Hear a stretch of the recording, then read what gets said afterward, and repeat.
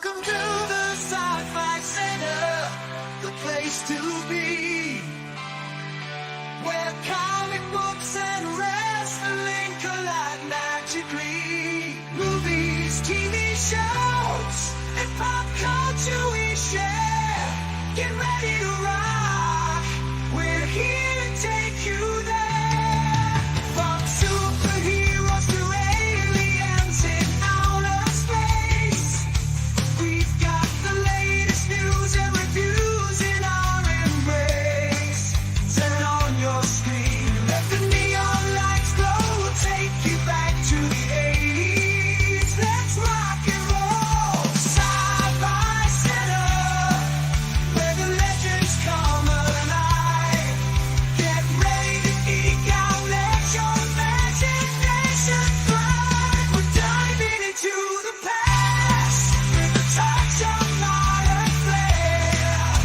Sci-Fi Center, the ultimate pop culture lair.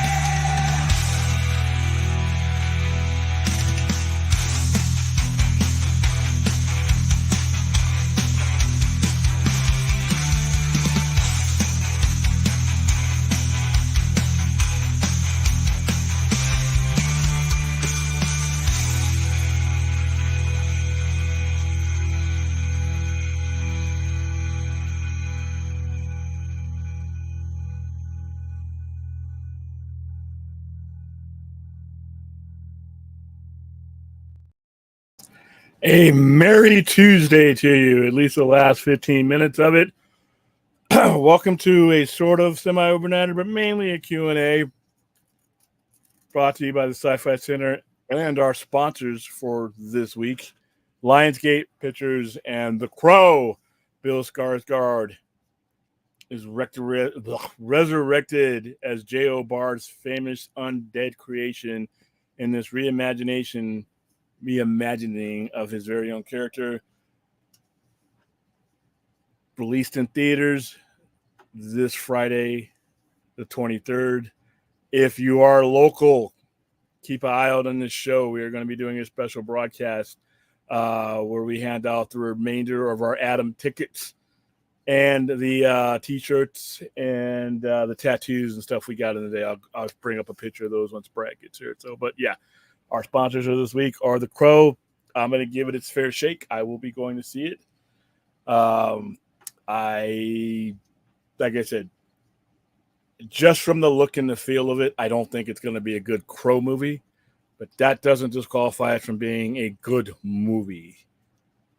So it's one of those things. So I'm going to go give it a shot. Like I said, but the Crow look and feel is as much of the Crow as any other aspect of it, and they've already missed on that. So, but I'm going to give it a shot, like I said, and I don't think they spent any money, really. I mean, we got T-shirts and stuff, but those are cheap to make. I don't think they spent a crap load of money on this movie, and I think a lot of people who are not necessarily connected to the IP may just see a cool movie with a bunch of killing. But for those people who are into John Wick and never even dreamt or watched The Crow, maybe this movie's for you. So like I said, it has an outside chance of not bombing, but I don't think they're 100% behind this movie. Once the concept was out there and was made, I think they kind of let go of it. By the way, Super Chats are open. If you would like to support the channel, there are several ways to do it. The most prominent one is one of our newest ones is the Super Chat function in the lower right hand side of the screen.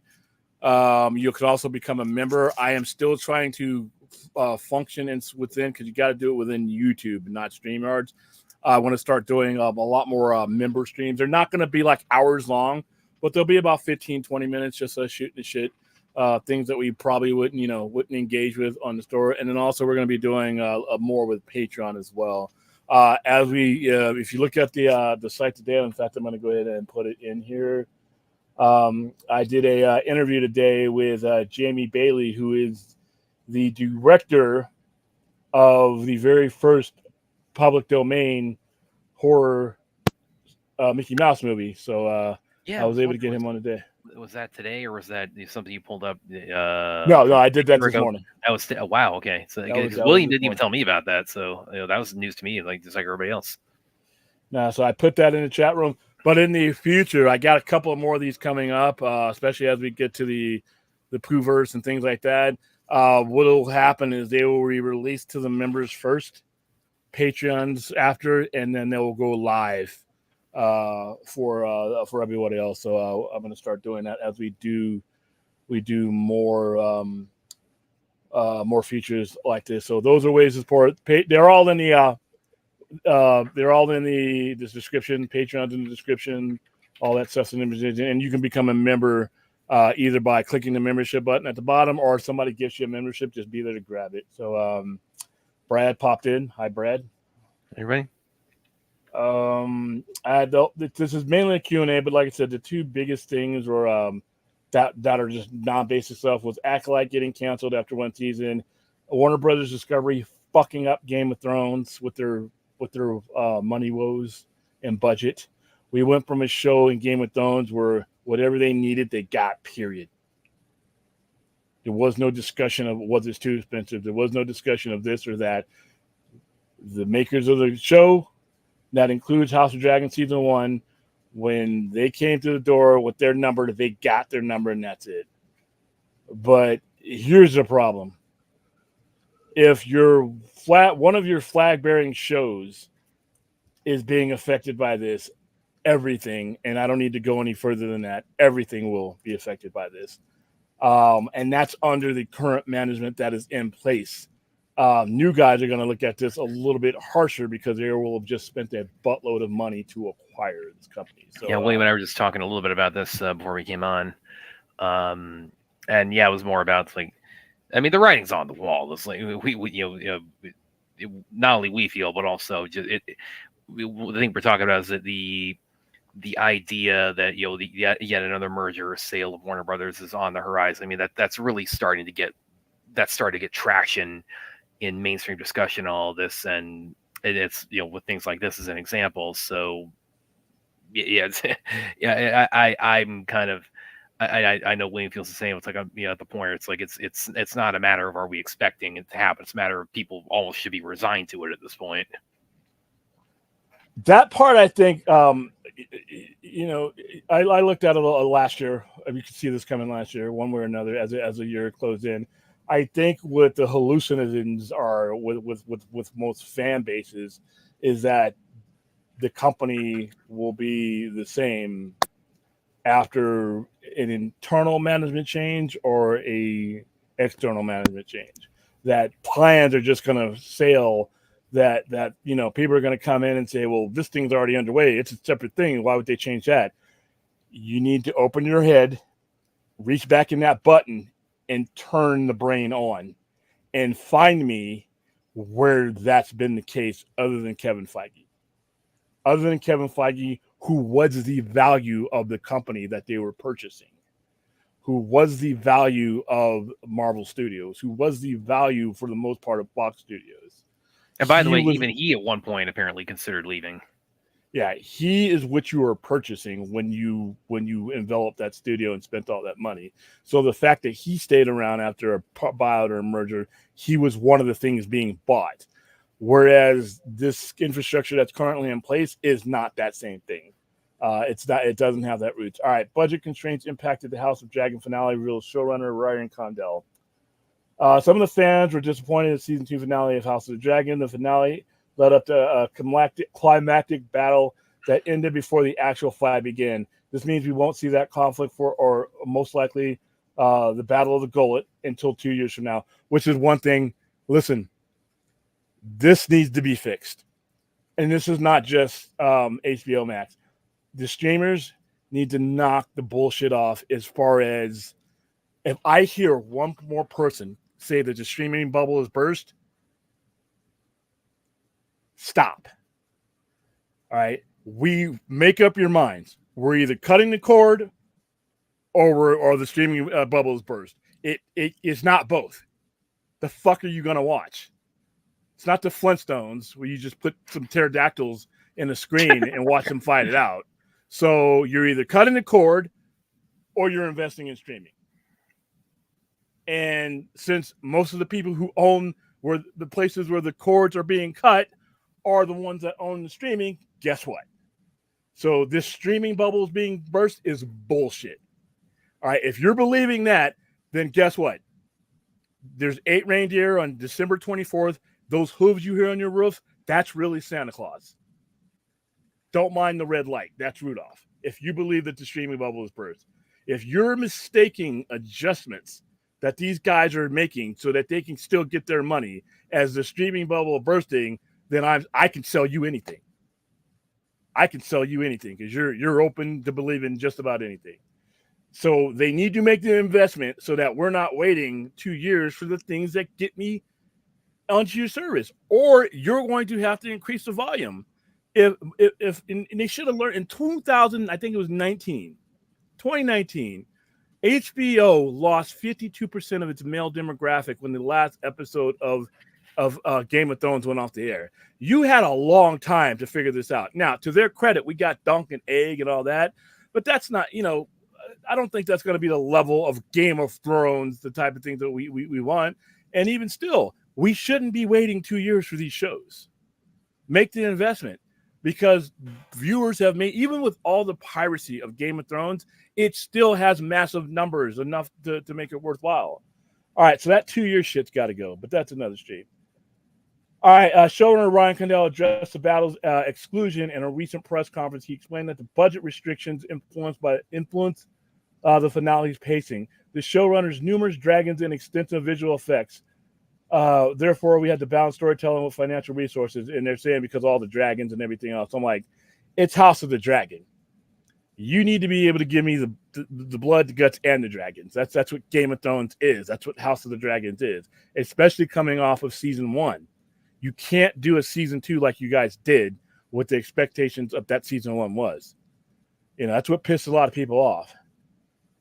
So yeah, that's why the House of the Dragon felt unclimatic. But once again, right now, when it comes to HBO and HBO Max, one of the primary breadwinners that gets subscribers on and keeps them on is their Game of Thrones show and the library of Game of Thrones.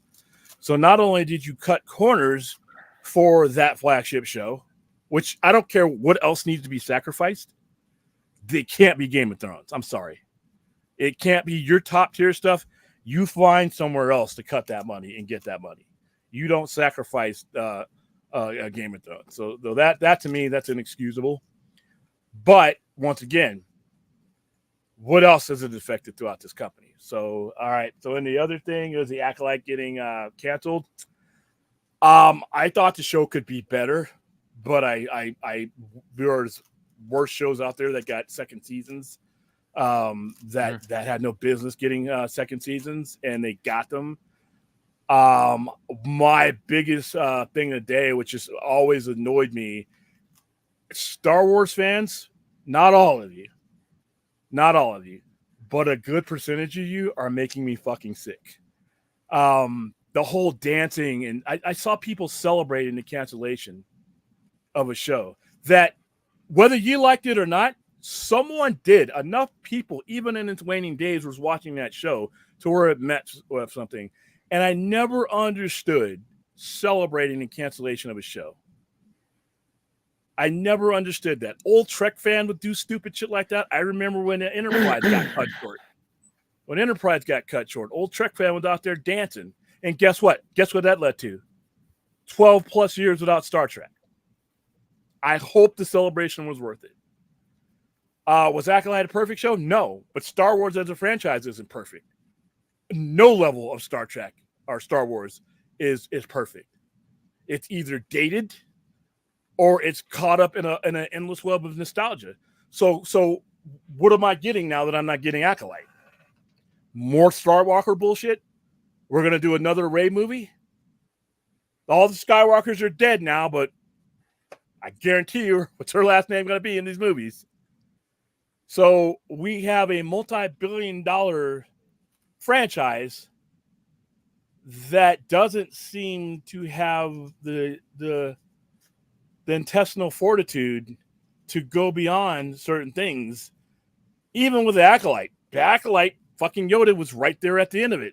If Yoda is there and you're a couple hundred years within to or fro, to be honest with you, you're too close. I need to go to an era of Star Wars for me personally where Yoda is long dead and some other little green creature is the old guy.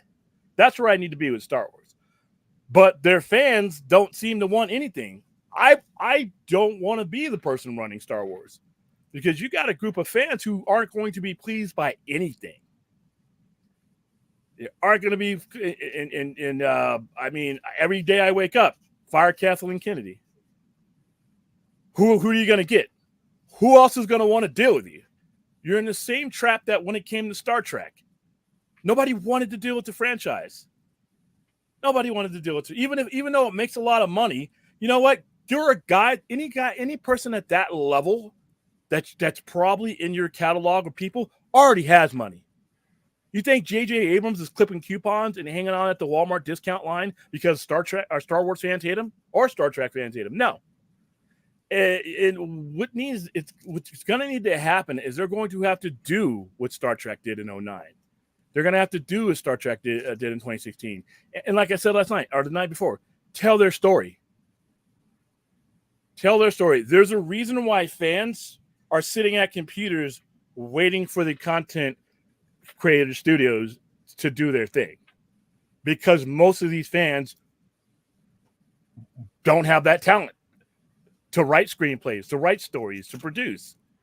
So at some point, the fan has to be the fan, and the creator has to be the creator. We can't be getting caught up in this gray area bullshit to where they're reactionary with multi-billion-dollar assets. So yeah, okay, Acolyte's gone. What's next? What's next? Like I said before, get me thousands of years away from this, take a risk, put on some earmuffs for a little bit because you're probably going to have to shut out a lot of the whining for a little bit. But find good people that are great storytellers that you believe in, and belief starts from the top down. If you shake, if you blink, your fan base is going to do the same fucking thing. So, yeah, that's the two news items of the day. Really, nothing much. Most of it's Q&A. You got any opinion about that? I mean, I think William kind of said a lot. I wasn't the biggest Acolyte fan because I was definitely very much go back to. How's it going, Aaron? Yes, Phil Donahue and Elena Delon, rest in peace. I thought Phil Donahue had already passed away. I thought, because sometimes you get those spoofs and things that people have died 5-6 years ago, and guess who died today? And it's not even somebody that died today. I had it in my head that Phil Donahue had already passed away. I hadn't heard from Phil Donahue in like 20 years. He has been out of the spotlight. I mean, not even an appearance, not even nothing. He's been like incognito. So I thought, and I'm not, I know the French actor, I've heard of him. But, hello, Ruth. How you doing? Oh, she's off work today. No jogging. How you doing, Clint? Christopher Eubanks. I want Dad's as a fire. Backyard Sports is backyard. Back in Bob Iger needs a new CEO in October. I don't think like I said, I don't think Zazov's getting fired. I think Zazov is going to he's getting his severance package, and he's but I think he'll retire. He'll retire, and he'll still. The dude's so freaking rich. It's like being fired doesn't really mean a whole lot to him. So yeah, I mean it's going to be some type of adjustment. But like I said, I don't think Warner Brothers is dead. I don't think DC is dead. I don't think DC movies are dead. It's just not going to be brought up to where it needs to be by these people. And there's nothing personal against these people. Sometimes the people in positions are just not the right people for the moment, not necessarily the right people for the job. David Zaslav, you know what? He is where he is, whether you like him or not. He is a multi-million-dollar, near billion-dollar CEO, and has taken a company, a reality, was full of reality shows, and was able to buy a 100-year-old studio. So I'm not saying he was without talent. What I'm saying is none of these guys at their executive level are the people of the moment. Right now, the moment dictates something that they just don't have, and they're just not going to get after all these years in the business. You're going to need a visionary. You're going to need somebody, and not only are you going to need somebody with vision, you're going to need an executive team and a board that backs them. Because you know what? When you do new things, like we've already seen, people are going to bellyache, people are going to whine, but you're going to have to stick with it if you want to grow that thing. Star Wars has got to be the same way. Star Trek learned that lesson. Star Trek learned that lesson, and Star Trek is better for it. You'll have some old Trek fans that hate. We're gonna hate new Trek no matter what. But the bottom line is there are a lot of people who have come into Star Trek in the last 7 or 8 years that would not have had the opportunity because they weren't going to relate to 50, 60-year-old shows. You needed a doorway. Now they see Kirk. They see a Paul Wesley playing Kirk. They're like, wow, Kirk, I want to learn more about Kirk. But they came in through a contemporary version of him. They're not sitting down watching. They're not me. They're not my dad. They're not watching these 1960s shows. It's just not it for them. But they will if they have an opening, if they have a way in. So that's what's going to happen with some of these franchises. But when it comes to Warner Brothers and any of these things like that, it's going to be a generation extra. And all these companies really need to, their next CEOs need to be generation Xers. I shouldn't see anybody getting interviewed over the age of 57 years old. To be honest. And that's not just an ageist thing. That's just an appreciation of your environment thing. Rich, poor, doesn't matter. If you're a Generation X, there are certain things that you experienced. Millennials, same thing with millennials. They're right behind us. There are certain things that you experience. There are certain things that you want to be better. And if you ever got the power to do it, you would. If you're a boomer, if you're a baby boomer in your late 60s, early 70s and everything else, you've had it to where you wanted it for so long. You're not really, you're not yearning for anything else. And when you don't have that desire, that necessity is not there. The necessity for these guys is like, I'm at the end here. This yacht's almost done. I'm about to get on it. I'm taking my bags of money and I'm going to float off into old age. Whereas these other guys are in the moment. You need somebody that is in the moment, appreciates the moment, and can exploit all of our desires. And these guys just aren't. These guys aren't. And this is across the board. I don't care what industry you're in. It's got to be somebody in a certain generation because we're living this shit right now. We're not living it in retrospect, and we're not on the back end of it. We're right in the middle of it. Generation X is right in the middle of it. Millennials are right in the middle of it. Those need to be your next CEOs and everything else. And the guy who's running Skydance and that's taking over Paramount, I love the idea of him because he's a millennial. He's 40. So that puts him right in that generation. This is a guy who's right in the thick of everything he's going to have his hands on. So Warner Brothers is going to be at Disney. Same thing with Disney. Do you think, by the way, because something I want to, by the way, before I get into this, something I did want to share with you guys. I did share this on the Sci-Fi Center Discord earlier, so some of you have seen this. But remember when we did the Kill Bill watch party a few weeks ago, and I proposed like how Bill could have survived. Well, a lot of times, when I'm when I'm spitballing ideas among friends or things like that, my mind is thinking like, maybe I could turn this into an article. So here you go. And that basically covers the whole thing about, let me scroll down a little bit.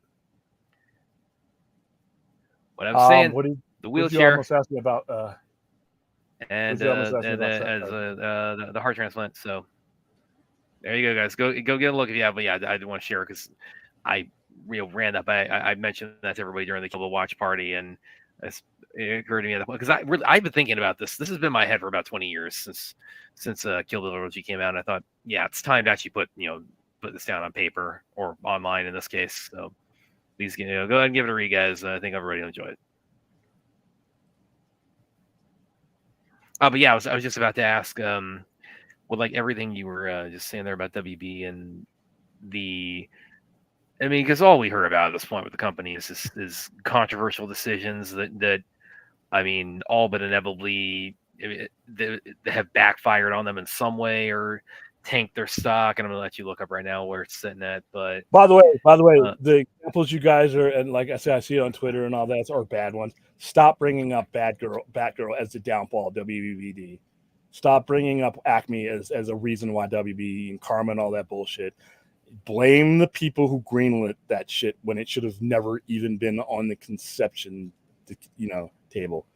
All right, separate your childhood fantasies and bullshit of what you think about Acme and what you felt when you were sitting in front of the TV with the cereals watching Roadrunner and Wile E. Coyote, and come up to where no studio wanted to give Warner Brothers even just a basic price of it. I don't care what the fuck you feel about this, and just the studio and the artist need to fuck all of that. When you couldn't get anybody to purchase it for you for the bargain price of just what it cost to make it, that screams louder than any fanboy ever could. That tells you that those smart people knew that they weren't going to make a certain dollar off of it, or that it wasn't worth it for them. Stop it with that. Just the concept of Batgirl should have revolted you guys and told you what a bad idea what that is. Stop trying to get to, well, we need to see it. The fuck you do? Why? Why? Give me a business reason why, A, that should have ever been greenlit, or B, why I ever need to see it. So those two reasons I keep hearing every time I hear a legitimate, fuck up that Warner Brothers has done. Stop attaching those things like that to it. You attach that to the people who made those bad decisions. There are plenty of other things that Warner Brothers is doing right now that hurts them, but you guys are bringing up the same things that if a group, an independent firm, and everybody else took a look at Batgirl and said it was going to lose them money, why should they lose money just because you want to see Batgirl? Obviously, there's not enough of you that are going to see it. B, why should anybody lose money just because some fan wants to see Wile E. Coyote and Acme? Which, hey, I may have even checked out, but I don't think there would have been a lot of people with me. So please stop that. Stop.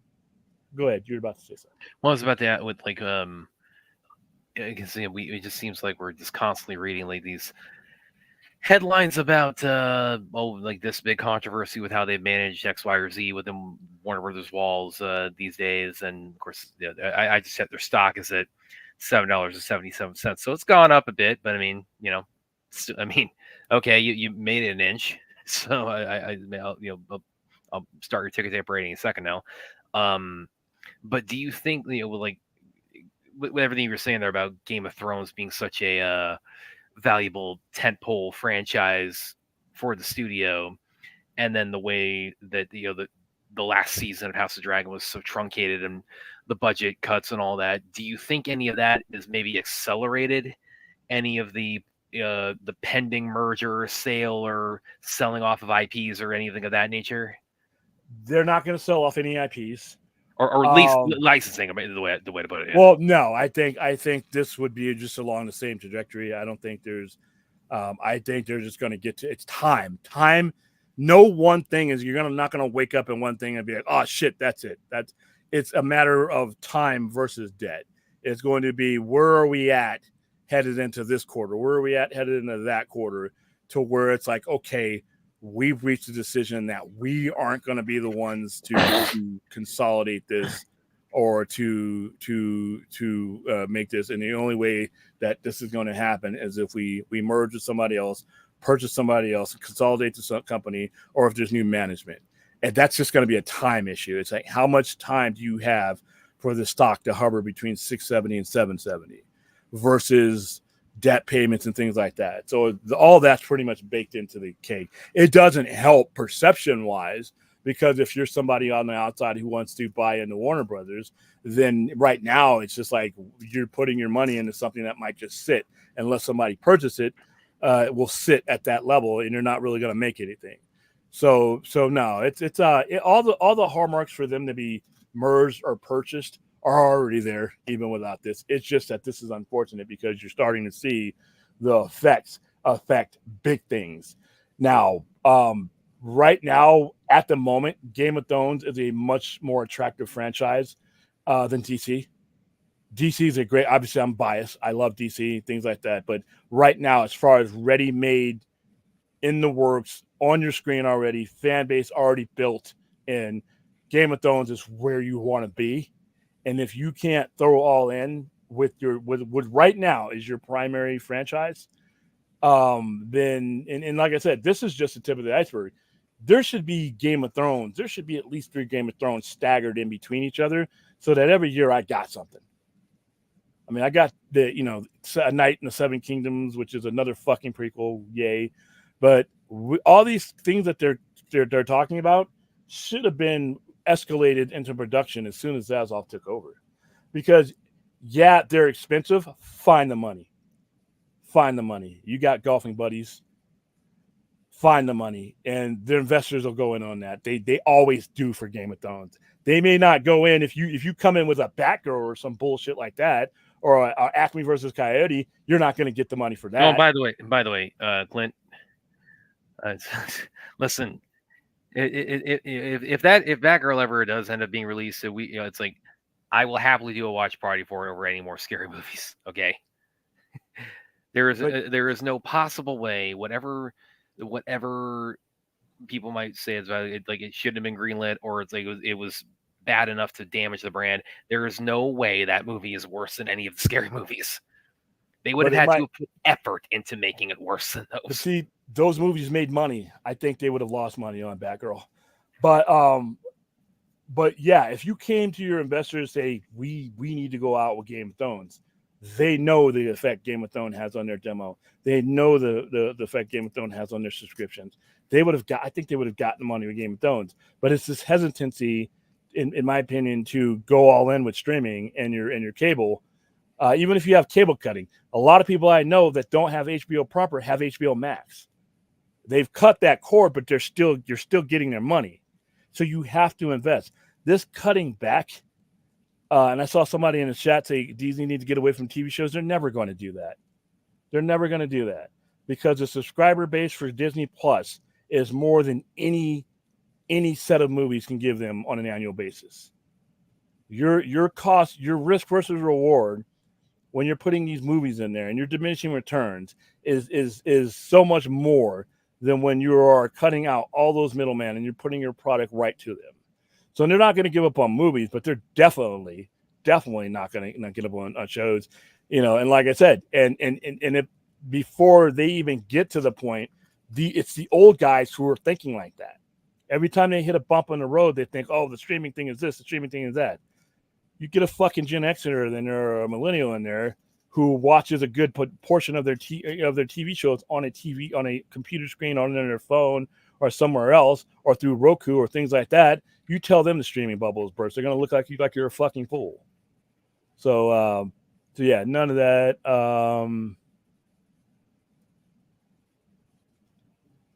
But see, like I said, the people who are telling me Acolyte need to be canceled are the same people who are going to bitch and whine about whatever's next. I don't even know what's next when it comes to Star Wars. These same fucking people are going to be the same people who just basically make me mute whatever conversation that they're in. It's the same whining. All I got to do is change the date. So great. You didn't like Acolyte? What did you like? What are you gonna? They're gonna find an issue with whatever Star Wars that comes out, and the company is just gonna be reactionary. It's like I said, I don't know if Acolyte was it or not, but I don't know what is it for Star Wars. I mean, that the bitching and moaning when it comes to Rey is gonna be fucking epic.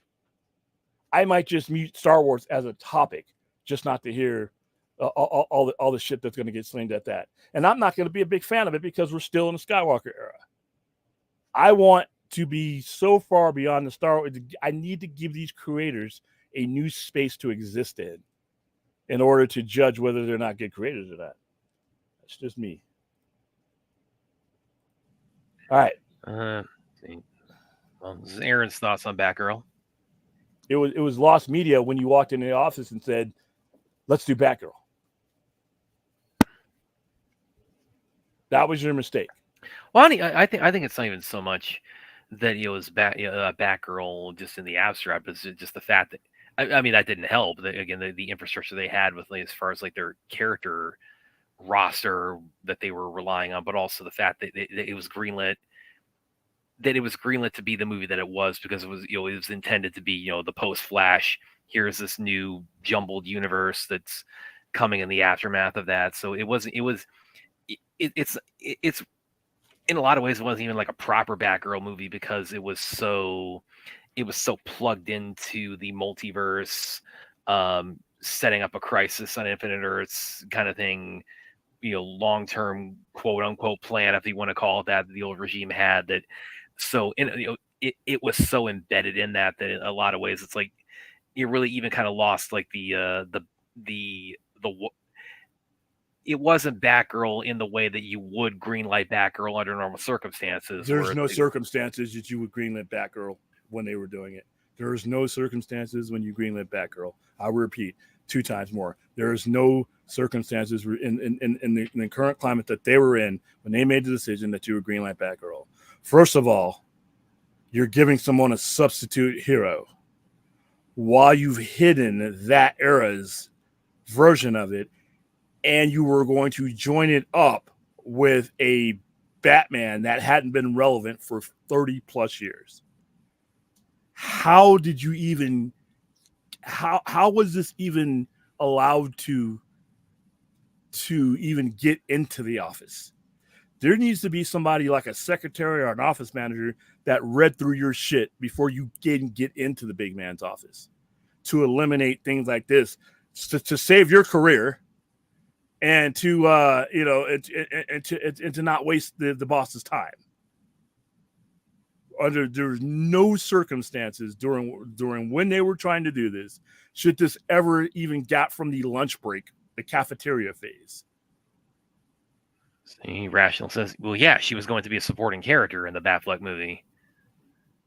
His concept was she helps him fight Deathstroke. So, not the one they greenlit. Yeah, that wasn't the but I was saying like that's the context that's like that was initially when things were actually being run competently that Batgirl was going to make her debut in the connected franchise, which would have been fine because then you're not replacing one hero with a substitute hero. You're putting a supporting hero next to the main hero. Then yes, you can do that. But people are, it never got. It should have never been fucking made. Don't get mad that it didn't reach the theaters. Get mad that somebody said yes. All right, get mad that somebody said yes to Wonder Twins. Same people. All right, get mad that somebody said yes to a lot of these silly things, and then that somebody else had to spend their time to find a way out of it. So yeah. Let's see what else we got. Well, we're still talking about, I mean, really all the fallout of like how badly the studio has been run over the last several years. So, well, yeah, we're talking about Batgirl because people chose this as their instrument of anger. That's all it is. All Batgirl's cancellation was just another conduit just to aim back at Warner Brothers, and I understand that. But that's not a good example. You really shouldn't use something that should have never been conceived in the first place as something that is like, oh, that was wrong. I could see, the whole Zack Snyder situation and all that. But, that's stuff that should have been made. But when you're talking about substitute heroes on top of substitute heroes and shoving and shoehorning those in, that shouldn't have even happened. I don't blame Zaslav for that one.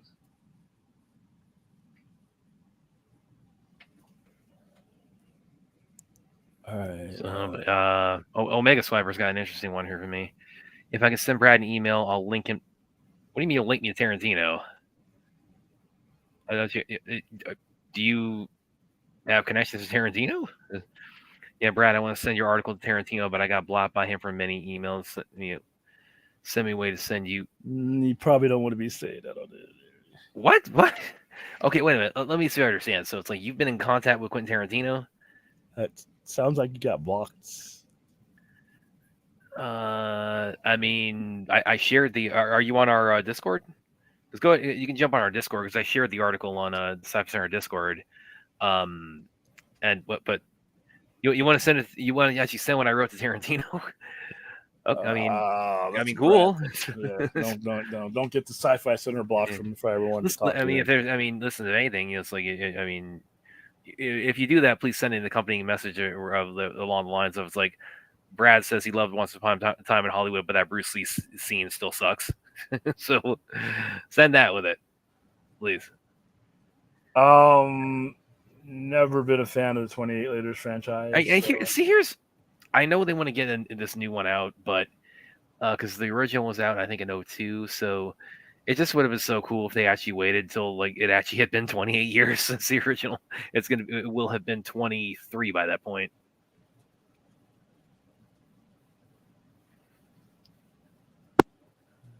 Let's see. Sifting through the nonsense. I'll send it to what you're gonna. I thought. So you emailed William or you DM'd William? Okay, this is you're gonna have to clarify this. I'll check it later. Okay. Oh, by the way, to be honest with you, Chappie, when it comes to Star Wars, to be honest with you, the biggest detriment to Star Wars right now, to be honest with you, is its fans. Not all of them, because you're not all at this. But the biggest detriment, because we're stuck on what everybody thinks is Star Wars, and there's not room for growth.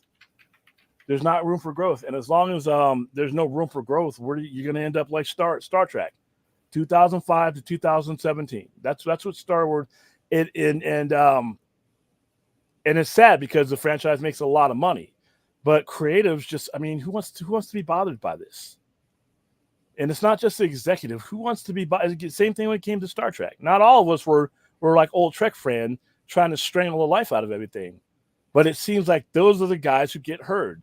The people who don't and just have just nothing but shit to say about these franchises seem like the people that get heard, while the people who enjoy it, a lot of people will just watch something, enjoy it, and move on to the next thing, wait for the next episode. So I wish corporations would do a better job of listening to everyone and not just allow people who whine all the time. So, hey, we'll never get to that way. So. See, oh, Droga, stop feeling sorry for yourself. We see you in the comments, man. I don't give a fuck what Amanda Steinberg. I don't give a fuck what she did on social media. I don't care. If that's why you don't like a show is because what somebody said on social media, then why the fuck are you watching this show? I mean, are you watching this show? Or are you watching, same thing about Rachel Zegler. Give a fuck what she thinks about fans, about you guys. Be honest with you. Because, be honest with you, most of these people probably think some of their fans are shitty. And guess what? Some of these fan bases are shitty. But what are you paying? Are you paying for a movie? Or are you paying to make some emotional connection to the star? Some of these people are assholes, but they do a great job on the screen. I paid them for what they do on the screen. Give two shits about what they do on their social media, as long as it's within the law. I mean, I just don't.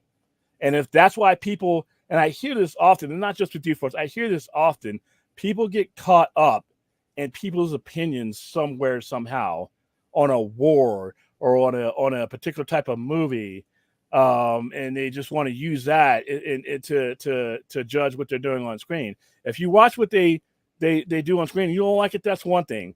But a lot of times people give up the goose. They give up their hand when they start saying shit about, well, I thought that was get the fuck what you thought about that. That's not what I asked you about. I asked you about the show. I asked you about the movie. Brian Cox the other day made a comment about what he think. I didn't agree with anything that man says. But you think I'm going to watch anything Brian Cox is in because of what he thinks about what cinema is? Martin Scorsese says a lot of disparaging things about comic book movies. You think I'm not going to watch the very next Martin Scorsese movie that comes out? What? Yeah, fuck yeah, I'm going to be there.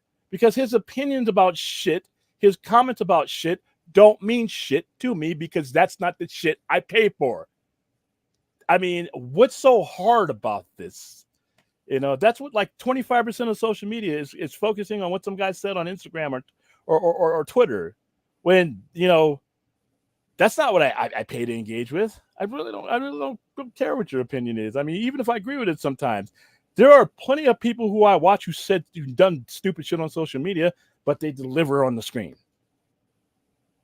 That's all I care about at this point.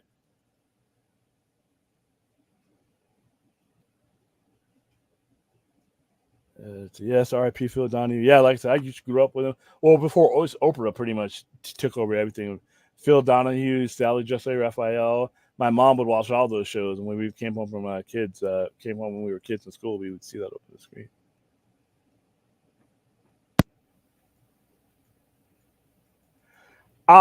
Kathleen Kennedy was picked by George Lucas.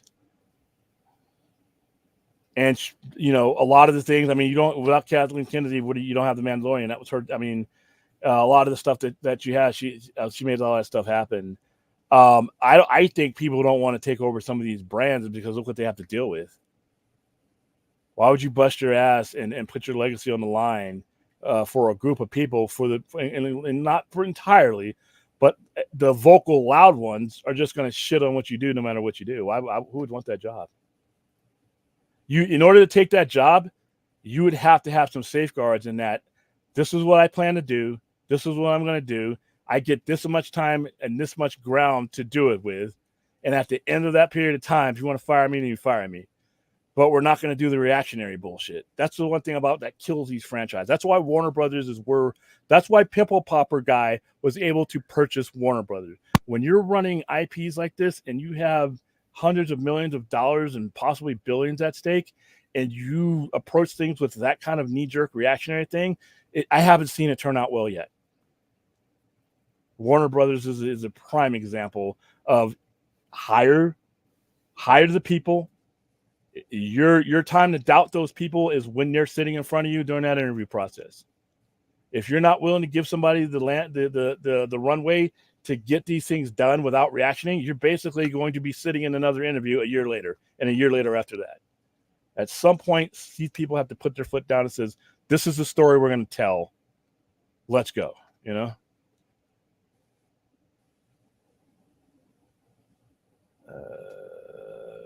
No.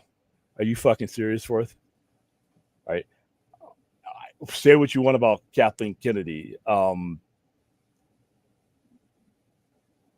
Is that well? I didn't say Zaslav. Listen, wanting Zaslav fired and knowing that he's basically a transitional guy is two different things. I wish him all the luck in the world. He doesn't need it, but he's turning the company into something that's a commodity to be sold. There's nothing sexist about it. I think that what he's doing might have some long-term effects to the company, but at the same time, that's not his job to care about that. His job is to get the company into a shape that somebody can buy it and consolidate whatever debts in it and raise the stock, increase the value of the company so that his percentages go up. He gets his payout. He goes away. So two different things. I know you're being jokey, but still. Yeah. Antonio says, I'm a big Sylvester Stallone fan. I've never used he does. I'm a big fan of all Schwarzenegger. He didn't agree with me on every political. Yeah, exactly. And like I said, it's like they're people who I'm either a big fan of or I've interviewed, I have connections to, in my line of work, who I know are, are far more right leaning than I am, let's say, or support candidates that I am not behind, and that's the kind of thing where it's like you don't. That's not something to get hung up on. It's just not. Yeah, Rachel Zegler said for that to be the criteria to, hey, listen, I'm not going to see Snow White. I didn't watch it as a kid. I didn't watch the cartoon as a kid. I don't care about the dwarves. I don't care about anything. You give me a horror slasher version of it, then we're down. Other than that, in its classic form, I don't care. But at the same time, if I were going to see it, it wouldn't have anything to do with her making a comment that it's not 1946 anymore. I see so many people hung up on that, and I'm like, so? Does that mean she's going to mail it in? Does it look like she mailed it in on her performance? No. So I think we need to, there's a line, whether people want to realize it or not, where we should care and not care about what these people do and say. Our relationship with these athletes, these stars, starts on a screen or on a field. We are not personal friends. My opinion doesn't mean shit to them outside of the context of what they're doing. And as long as they hold up the end of the bargain, I don't care. There's some of my favorite actors and actresses have said some boneheaded stuff. Then I'm like, oh, or they've supported some stuff. Then I'm like, what? But you know what? My relationship with you is not whether me and you like each other or not. My relationship is if you're on my Lakers team, can you put that ball in that hoop? If you're on my football team, could you get that ball into the end zone or can you sack that quarterback? If I'm watching you on TV, did you deliver the product that I expected on TV? Your opinions, you are allowed to have them, and I will support your right to have them, are not going to affect me on that product at all. It's just not going to happen. And I think that when I hear some of the stuff slung at people over those things, I'm like, why are they even doing the show then? If you're going to pay attention to some bullshit that has nothing to do with the show, just a thought. We're talking about everything, Joe.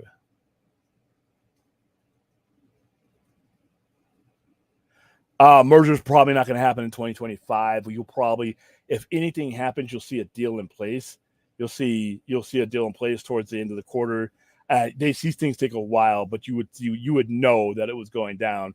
The thing about it is, my problem with the last merger is once they knew that AT&T was selling it to Discovery, all these guys started ramping up these projects to try to keep their jobs. Like, hey, look what I'm doing. You can't fire me. And then they all got fired. And then we ended up having shit that we had to get rid of.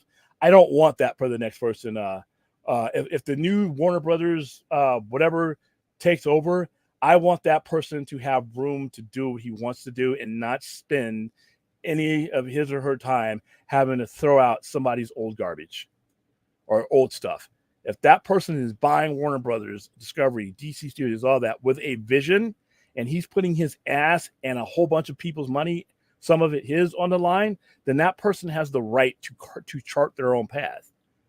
So I don't think this merger is going to happen in 2025, but I don't think that when one does happen, that anybody's going to be unscathed, or that there's going to be plans that don't get at least altered. That's just the nature of the beast.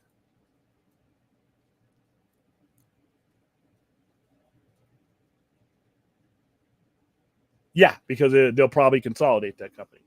They'll probably separate it. What they'll probably do is the new company will probably sell off Discovery to somebody else. They'll probably sell off Discovery to somebody else, and then they'll consolidate what's left over for that. Let's see.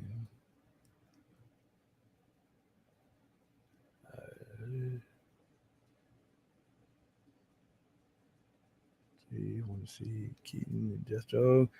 I don't want to see Keaton as Batman ever again. I thought he was impressive for what he was in the Flash, but there's no. It's time. It was a cool idea as a one-off, Yeah. like, which I think everybody initially interpreted his return as, like, this because this is the multiverse movie. This is a one-off kind of return. It was when they tried to extrapolate it beyond that's when it really, they it was clear they had, the reach, it kind of exceeded its grasp on, what Keaton Batman Return really, what the strength of that could be. And kind of go back to what you're saying, and he's been talking about it for years. He was, Blomkamp was talking about it for years. So, who knows? Yeah. It'll probably, but it's Batman, like I said, when they announced this, I said it was a bad idea then, simply because you're putting, people are going to look at this, and some people are going to look at that as an attraction, and then you're basing on attractions.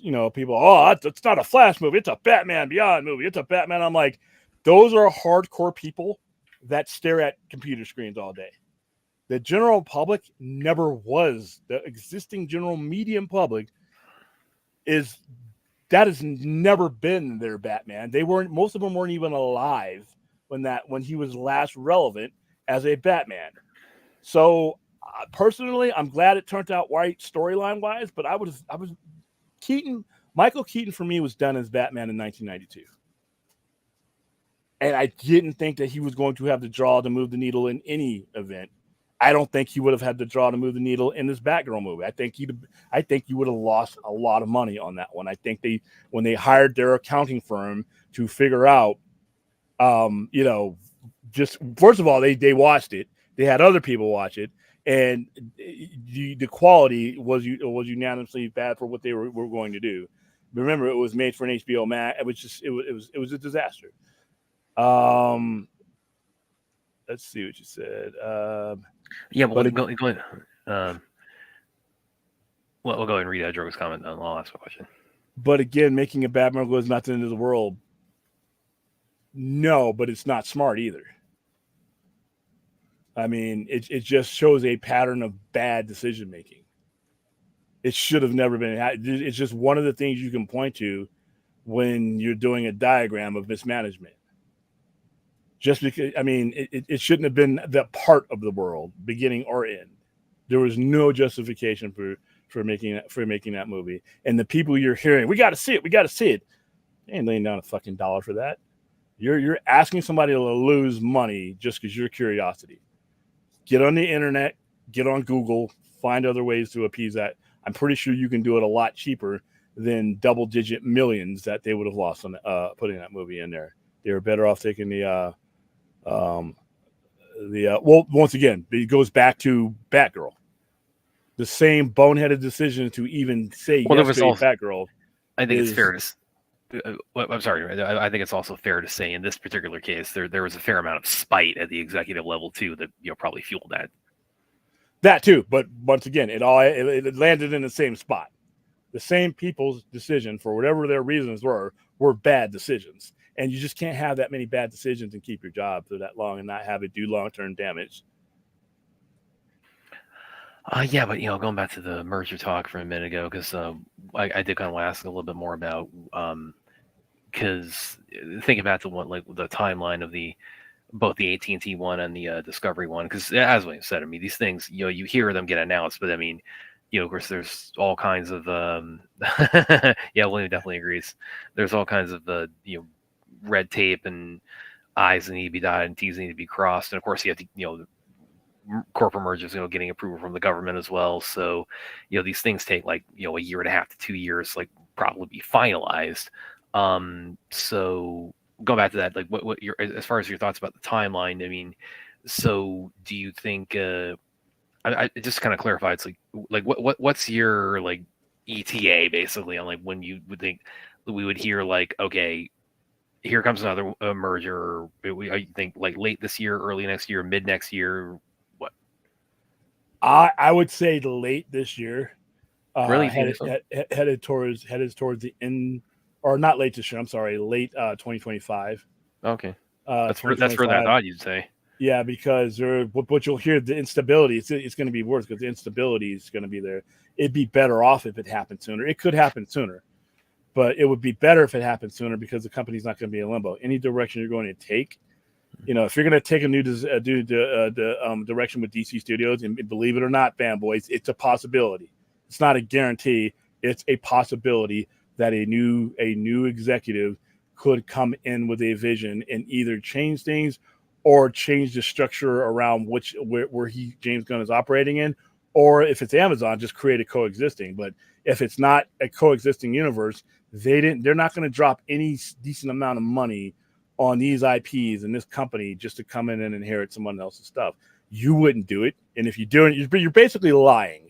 If you came in and with a vision, not just came in and then you didn't know anything about film, you didn't know anything, but if you came in and acquired Warner Brothers and DC to do certain things, the likelihood of you not doing those things is very slim.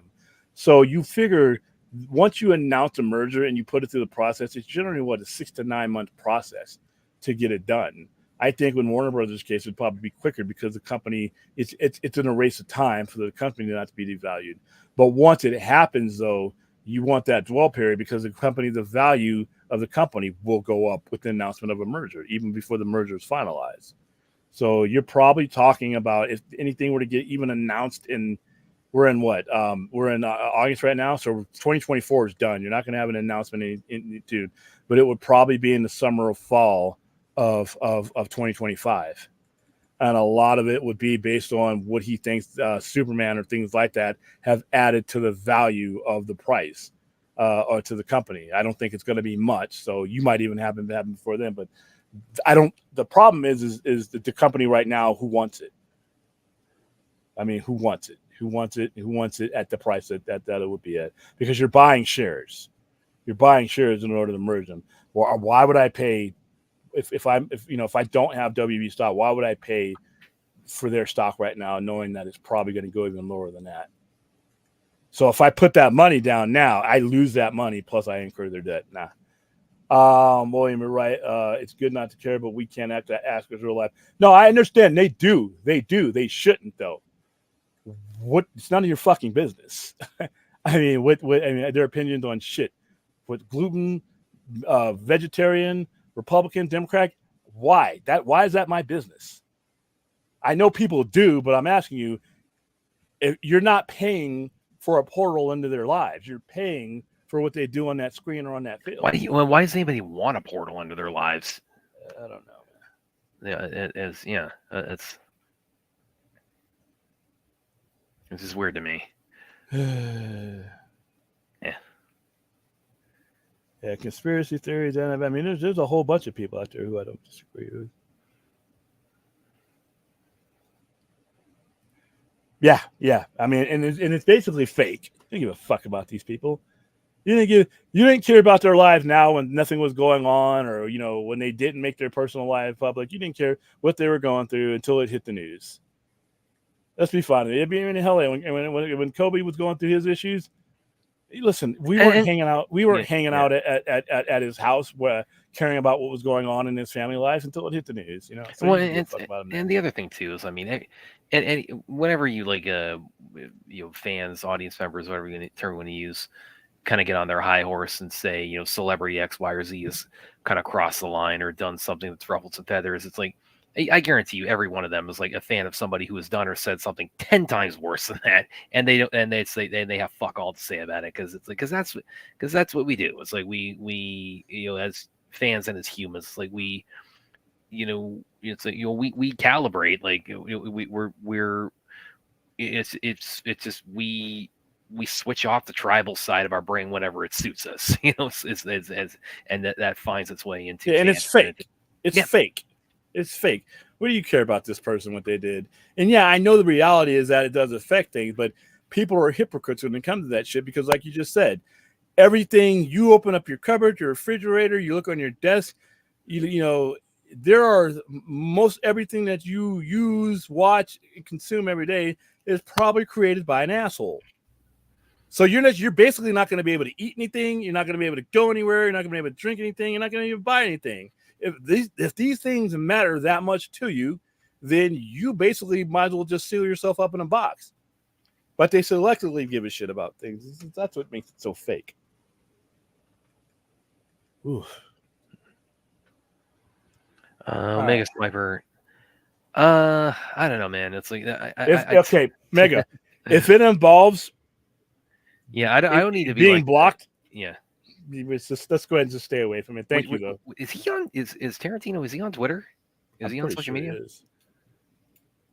Because he doesn't strike me as like a social media kind of, the kind of filmmaker who would like really be hardcore about social media. So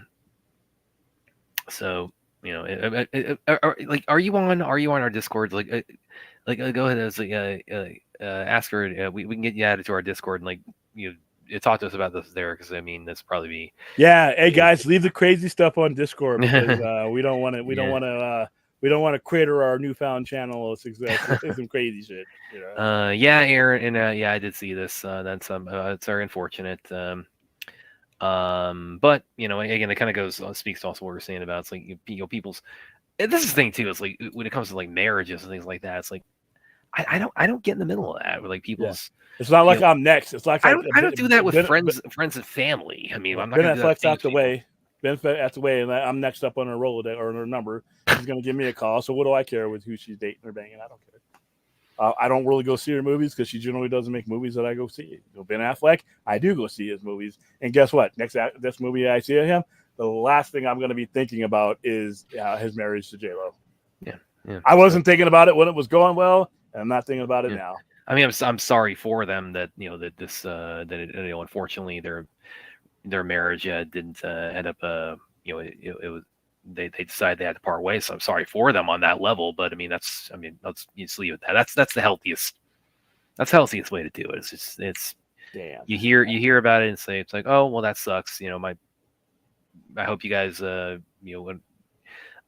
hope, as with any divorce, whether it's with famous people or people my social circles, I hope any split is as amicable as can be.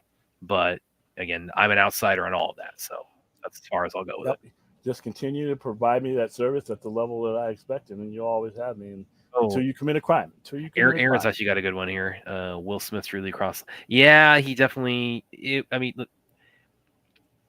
it definitely wasn't a smart thing to do. I mean, it's nobody's saying, and then of course, then you add in that Will's a substantially larger man than Chris Rock. It was the image of it doesn't look good.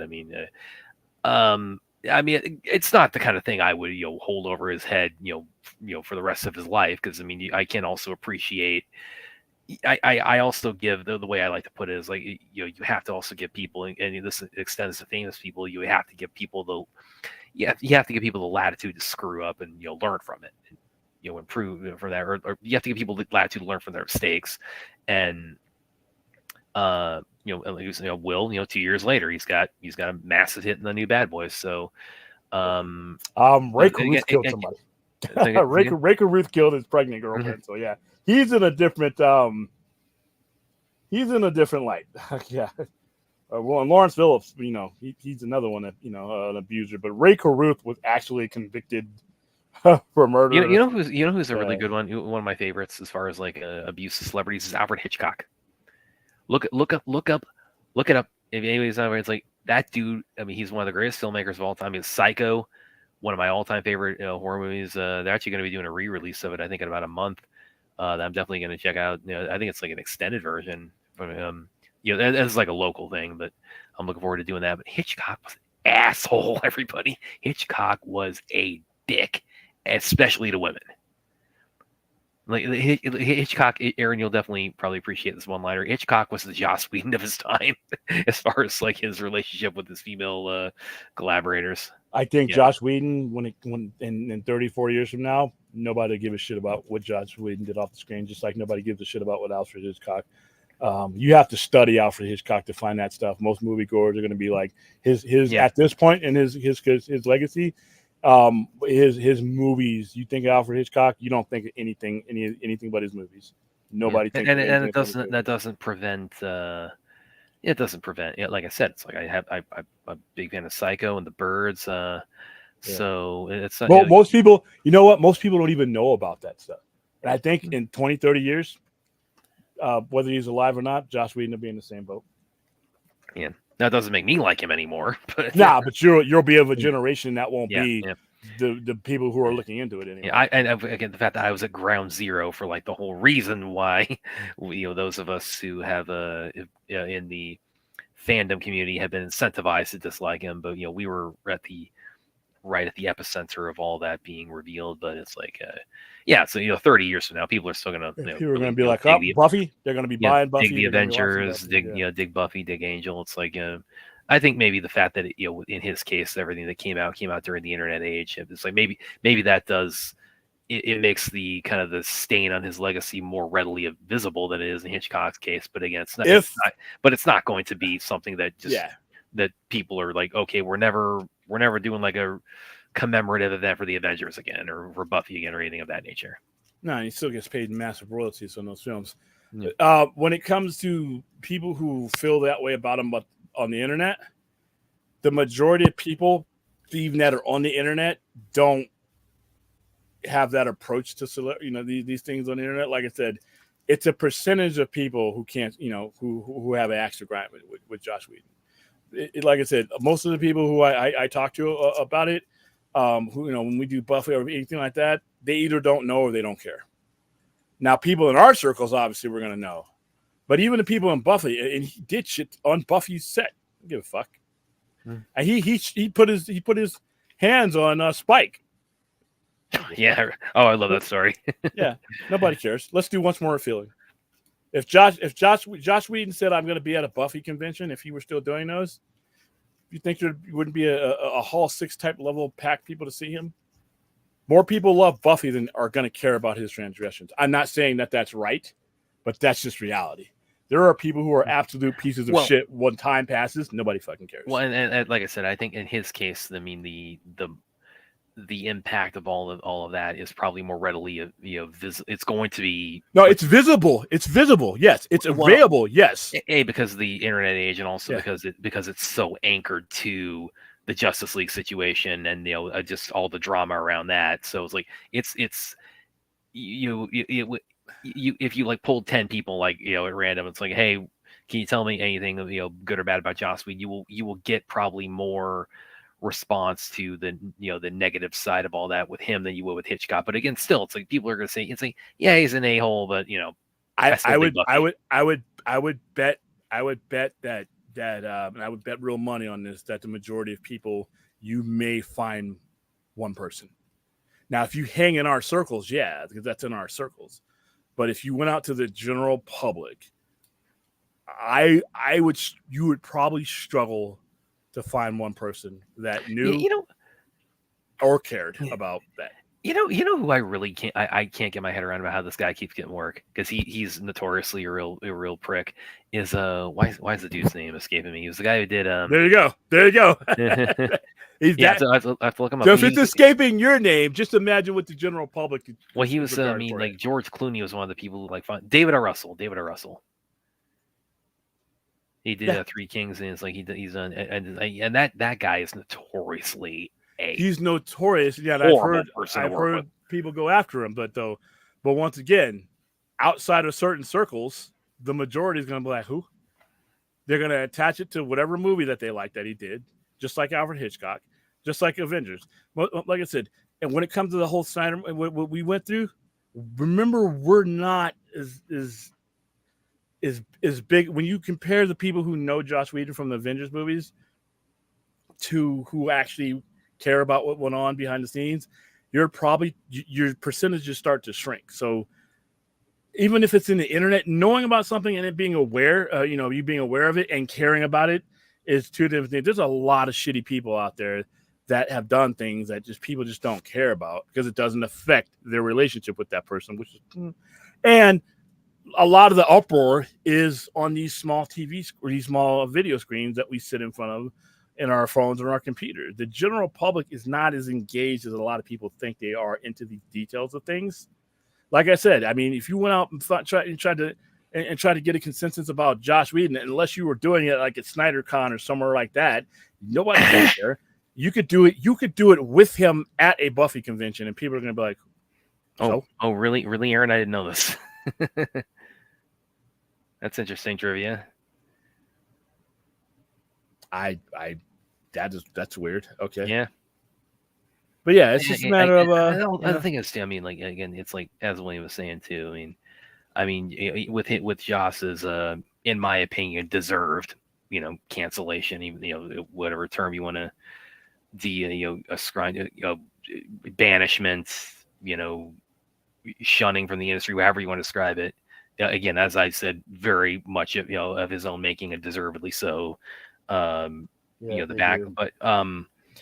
again, it's like he's made a fortune off of Buffy and Avengers. He's going to collect residuals off both of them all of his life. Listen, Joss is doing just fine. Everybody, it's like, I mean, he's not going to be anybody's guest of honor on at red carpet events necessarily, but it's like he can just live off of everything he's made and all the residuals he continues to get for the rest of his life. He'll be doing just fine. So it's like he's not captain of the ship anymore on any sets. Not yet, but he'll be back. Really, you think so? Oh yeah. Why wouldn't he be? You think so? Yeah. Oh man, that's you think he'll be back in Marvel or DC? I don't see any reason after time, because the people who have been wronged are not the people running shit. I mean, somebody his name still has value.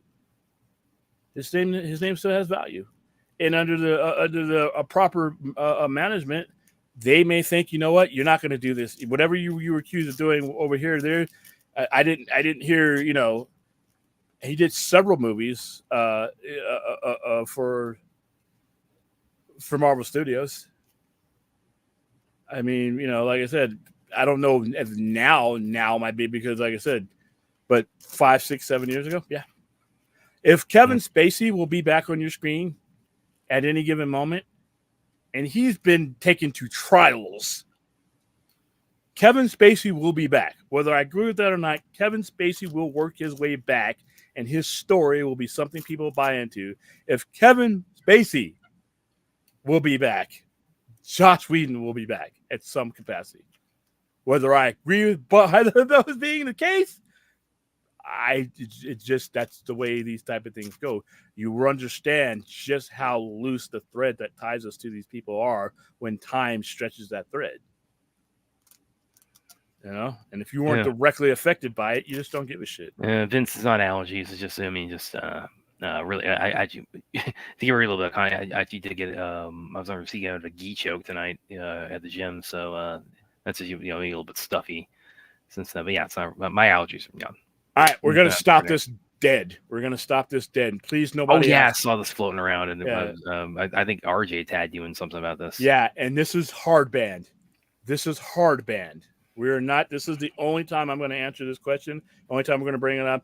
The main reason is because I don't have sources that I can believe in right now, and I'm not saying that it's not true. The only places I've heard it from are places that, in my opinion, don't have the type of credibility for me to put on my show, especially at this stage of our show. The sources I've heard it, I haven't heard it anywhere else. I've heard somebody source Puck News and they're behind a paywall, but that doesn't mean anything to me. If you're going to put something like that out there, I needed to be in front of the paywall because that's a headline. So everywhere I clicked on that article, I couldn't find the actual source of the article. And the people who are spreading it are not people whose information, I'm sorry if it offends anybody, I just don't trust those people. I just don't trust them. And I didn't see it anywhere else credible.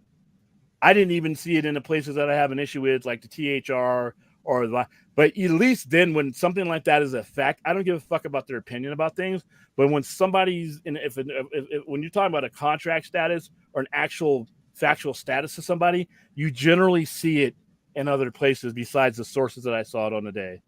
So until I see it mirrored in those type of sources, and not just one or two or other sources that I have gone to, and then I'm not even going to speak on this.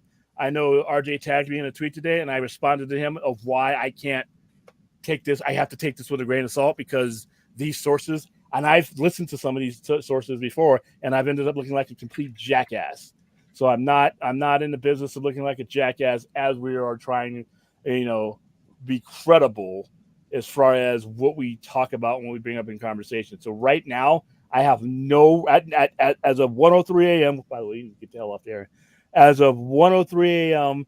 on August 21st, 2024, I do not have what I deem to be credible enough sources for this to ever come up on the show. Should that change, we'll talk about it. But right now, it's a non-topic. And any question that derives from that one. Yeah, it's a DC Marvel though. I think it's safe to say right now he's persona non grata with both. It's like, why? You don't think we're not running? Why? The people who run shit bring back even worse people than that. All right, there's you got to realize that if there's business to be done, business will be done. If somebody can find value in what he's done or his name attached to it, and there's millions attached to Buffy, and there's millions attached to and you can't. I could. Would I agree with it? No, not necessarily, because I think the guy's a shithead. But once again, that's not a business reason. If I think I can do business, we're not in those rooms. So I don't. No, we don't hope Joss comes back. Trust us. No. But what I'm saying is, don't completely push it off. Like I said, Kevin Spacey will be on someone's screen soon. What Kevin Spacey is accused of doing and has been taken up to court of doing is far, far, far worse than anything Joss Whedon is even remotely accused of. And if Kevin Spacey is now, and I'm starting to see it now, I'm starting to see allies of Kevin Spacey start to talk, credible people start to talk, well, I think you could go back. So trust me, if Kevin Spacey can come back, anybody can. Roman Polanski has not been able to step foot in the United States because he's facing an open statutory rape charge. He still makes movies. He's won Oscars for that, even though he couldn't show up. People still work with Roman Polanski. Do I agree with any of these associations? No, not necessarily. But the fact is that people who run these things and other general audience do not hold on or care for this type of grievances that we do. We don't factor into that equation. So I'm not. Do I? If I never saw Joss Whedon again, I'm okay. If I never see Kevin Spacey again after what I think he's done, all right with it. But and realistically, do I believe that that's going to be the case for all eternity? No, nope, not at all. Forth says he's coming back, but he's not coming back to a property. Yeah, I think that's what he's getting. He's like, what was but House of Cards? Yeah, he's not coming back to House of Cards. Well, that's canceled too. That's over with. That's over with. Once he left, there was no value in the show, and it was over with. It doesn't matter what the properties are because other people run those properties now. Marvel didn't have an issue with them that they kept working with them on numerous occasions, and we don't know who the fuck's going to be owning DC. So you're talking about people who don't have a bone in the fight that you're talking about. You know what I mean? He's just a name to them. So, I mean, once again, do I agree with this being status quo? Not necessarily. Not at all. But let's be real here. Never only. Tell you what, if Joss Whedon gets to come back to DC, somebody else damn sure better be allowed to. It all depends on who's doing the wanting. If you want to work with Joss Whedon and you're an executive, that's who you work with. If you want to work with Zack Snyder and you're an executive, it's not whether who deserves to come back. It's who you want to work with. If you're an executive and you think Joss Whedon's name is got value to your project because of what he was associated with, then you're going to use that guy. Same thing with Zack Snyder. If you think it's going to be all, but you're trying to tell me that executives who make some of the wildest decisions in the world would not entertain bringing back Joss Whedon. Okay. So do you think that Zaslav would have, or do you think that or not even would have? Do you think it's realistic to entertain the idea that I'm not, and this is not like speaking for Insider Pro. Let me be very clear about that.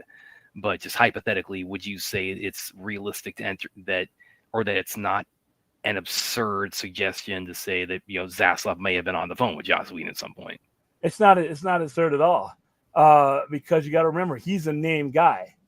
Zaslav goes for names. He's not really going to dig into the context a lot of that unless there were like legal lawsuits. A lot of what Joss Whedon, be honest with you, was, believe it or not, whether is hearsay. We're not talking about a court case where there was document. I mean, we're not talking about any of that stuff. So a lot of execs will look past that just on the face of that alone. And you also have to understand where your general audience is, and that's the one thing you have to survey before as part of your decision making. Not where the internet marks are, where your general audience is in regard to this person. That's the first question you have to ask. And if you can test the pulse of these things, send out weather balloons and figure out whether your general audience is on board, then that's where you go. You can't just go to certain forums and certain platforms and just assume that someone's going to be persona non grata just because the people on those platforms throw heat at people. You got to go with the other 98% of the population that is going to be the backbone financially of whatever it is you're doing. And that's going to be a gray area, but you can't leave it up to that. If you're going to invest in somebody, Will Smith, is it too soon for me to bring him back after that issue? People decided, yep, it's fine. We're going to bring him back. We're going to make our money. There are people I know that still have an issue with Will Smith that will never watch a Will Smith movie again. But guess what? They're not the percentages that are going to move the needle in regards to whether he's an attraction or not. You have to find your answers where the answers actually matter. And I'm not saying one way or another. Like I said, I hear what Kevin Spacey has to have been done. I think there's enough legal evidence in courts that has been presented in the court of law to where, in my opinion, there's culpability there. Obviously, Joss Whedon, I don't have any reason to not believe the different areas of people that have said things about him that you're just all making it up. But at the same time, does my audience give two fucks about that? And we are if you're a movie entertainment, you are in the business of selling things to a mass audience. So now, if you did a survey or you found a way to put your pulse on things, you're like, ooh, wow, general public thinks this guy's a piece of heaping dog shit. Let's get away from him. That's where you start saying never and all that again. But if you're doing that and the general public don't even know who their fucking neighbors are, All right, they don't there are people in their families who they can't place a name on sometimes. So in that society, you're gonna think people are gonna cling on to some of the shit that we cling on the internet, and if they don't, your job is to make money in mass. Not condoning. I'm just saying, let's not be unrealistic. Let's not be silly to think that some of these people that we hate are going to be persona non grata to people who actually make important decisions. It's just the truth. And there's another one. Do you think they'll get another another Dragon Ball Z? Yes, I know Aaron, big fan. So my friend Mike definitely would too. So yeah, I think let's try. I think let's try at some point. I mean, we just saw Avatar finally done justice in live action on Netflix. Yeah, I think I'll definitely take a shot at Dragon because every time I thought they're a Dragon Ball fan, anytime the topic drifts to Dragon Ball Evolution, I mean, Dragon Ball fans universally hate Dragon Ball Evolution. So yeah, I think they'll definitely try it again. That's your opinionated prediction. My opinionated prediction: if somebody with enough money on the table, puts it in front of him, whether it's DC or whether it's Marvel, and there's business to be done, the something original thing, that's great. He's not dead. He could still do that throughout his life and still make take that bag home. So you can do most of these guys do multiple things anyway. So. One again, it's like, and if he wanted to, it's like, I mean, he could, retire. I mean, he could say, it's like, I mean, it's, I mean, obviously he feels differently about the backlash to him, his misdeeds differently than probably most people who have read about them, I would venture to say, but he could take that as an opportunity to say, well, I got my fill out of my career anyway, so I'm just going to take the opportunity to retire. And it's like he could live off very easily, very comfortably. Yeah, off of what he made. Just lots of money. So. I mean, like I said, and Buffy's in syndication everywhere. Avengers, every time Avengers is shown on TV, which is just shown on every fucking TV all the time, he's getting paid there. So, but like I said, it could never happen, but it's not going to be based on our train of thought. It's going to be based on whether they can make money off the mass of the general public. That's it. Regardless to what we think about these guys, like I said, Kevin Spacey, I'm never going to hire you, but I don't have access to the general public in the way that would aid in my decision making, because if I'm a stockholder in your company, and there's money to be made with some of these people that the internet has chased off, and you don't take that opportunity, guess who else is getting chased off? You. So. Well, on that note, guys, because we've done definitely more Joss Whedon talk than I think we were planning on doing tonight. So how the fuck did Joss Whedon come up? Yeah, who do I have to blame? I think it was like talking. Because I made the comparison. Like I was like, oh yeah, the business is full of assholes, and we still enjoy their content. And I compared it to Alfred Hitchcock, and kind of went from there. Yeah, and like I say, Alfred Hitchcock, decades and decades later, that stuff is out there for anybody to look at. Nobody cares. As time goes on, you start to get revered for what you have done, and instead of what you are. Because there's been some people who work on some of my favorite movies that are absolute pieces of dog shit. Look up the making of The Wizard of Oz, because listen. And now the other thing too, I mean, I think it is fair to say also you need to have some historical perspective on some of these things. Sometimes when you talk about like the era these things were in, and just we didn't have a lot of the safeguards. Gone with the Wind's another nightmare. Yeah. We didn't have a lot of, or like society was different, in different aspects, during different time periods. But look up the making of The Wizard of Oz. Sometimes, I mean, that was like making that movie for the cast. That was like working in a sweatshop. Yeah, but see, when we think about Wizard of Oz, you do not want to know how the sausage was made on the Wizard of Oz. And here's the thing. Once again, we could know something. Do we care? And you can't always tell your audience to care about something that they don't care about. People are like, we should boycott this. Oh, no, the customer does the boycotting. Not desk jockeys behind the keyboard. The customer will do the boycotting, because, like I said, just because somebody has done something, if it's non-criminal and stuff like that, not chained in a jumpsuit, that's a different thing. But when it comes to some of these things that are non-judicial, the free market will determine whether that guy, like I said, you cannot demand the customer to care about these things, even if they know about them.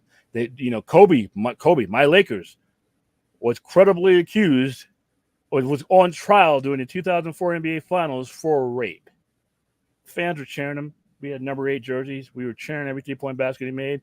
Why? Because it wasn't the fans' job to care about what he was doing outside of that peripheral. That's And they I did. think They did I think not give a fuck. People in LA did not care.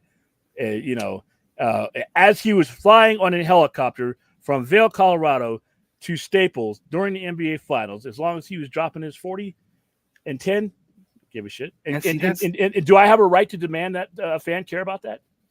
Well, I think like from the perspective of fans too, the reason why the argument of whether or not they should care about like off screen or off court or personal life transgressions or even workplace transgressions with famous people, whether it's involved in movies or TV or sports or literature or what have you, is I think the reason.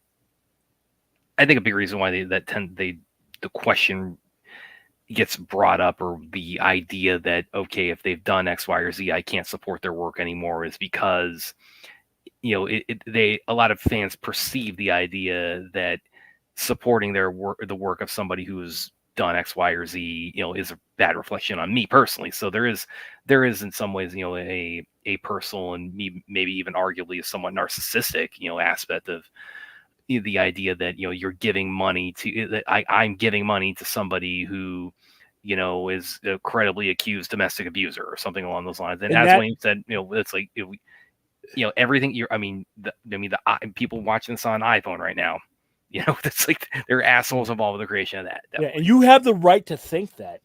Where I have a problem is when people in certain forms think that because they think that somebody, they can deny somebody else that product or that athlete. Yeah. If that, now once he's convicted and all that's fine. But as they are going through the judicial system, we don't know. Kobe ended up having those charges dropped. But I cannot deny what that person means to someone else just because I hate that person for what I perceive him to be. The average customer has the right not to go beyond that football field, to not go beyond that TV screen, to not go beyond that game, whatever it is that they signed on for, whatever it is that brought you to that person to begin with. The average person has the right not to look outside of that thing. That is what as long as that person is fulfilling his obligation to them, Mookie Betts is hitting home runs for me and doing all that, then that guy is doing what he's supposed to be doing for me. I, as a fan, am there to watch that thing. There are people who have ability. You could say, yeah, that guy's a piece of shit. I'll never support him. That is your right. Yeah. But it is not cool to deny that person or to take that person off the playing field for everyone else. Even when you personally say that, though, I mean, just the idea of like fans feeling like they're complicit in somebody else's transgressions, by supporting whatever artistic or entertainment endeavor they take part in. It is such a slippery slope. Because again, you open that door on one person, you're going to find somebody. You're going to find hundreds of people with far worse.